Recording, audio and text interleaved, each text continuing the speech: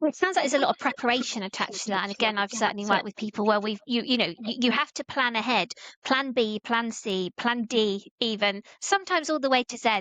Sometimes we're going that far, aren't we, with what our plans might look like, but also not just having different plans in place for when things may or may not go wrong, or we need to shift course a little bit, but also planning for, you almost need to be 2 or 3 steps ahead with children with trauma. We need to preempt so many things. So do you think when we're thinking about keeping calm, as Seb has very understandably asked in his question, when it feels like everything's falling apart, does that planning really help? There's that phrase, isn't there? And I'm going to be very careful how I use it.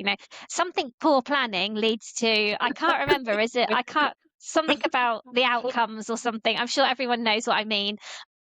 But if you haven't planned, it's like prepare to fail, fail to prepare, And I think it's prepare to also, fail. There's something like that, isn't there? But does something like that feel like that kind of fits a little bit as a therapeutic parent? Because you were just talking about having your plan in place kind of for safety, but also, things you can literally pull out the bag in the car. So is there something about planning to help maintain some level of calm?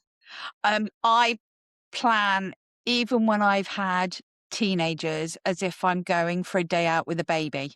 If you were to take the baby out, you'd make sure you got your nappy bag and you've got nappy and you've got spare change of clothes and you've got your milk and you've got all of the things that you need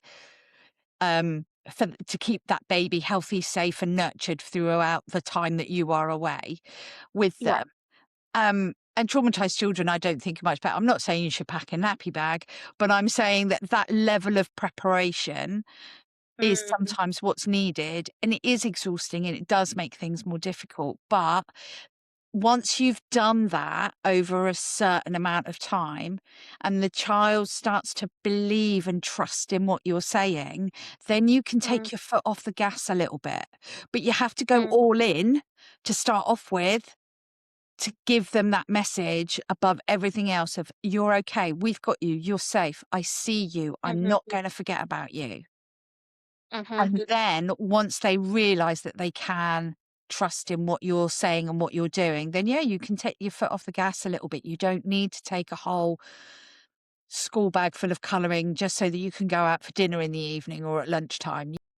You can allow them to make decisions and choices with a bit more mm, guidance, maybe. mm, But you don't have to be so all in. Um, it takes time because you're teaching your child a new way of thinking. mhm, mhm. Yeah. Are you literally rewiring the brain, aren't we? And that we know how time consuming that is. Absolutely.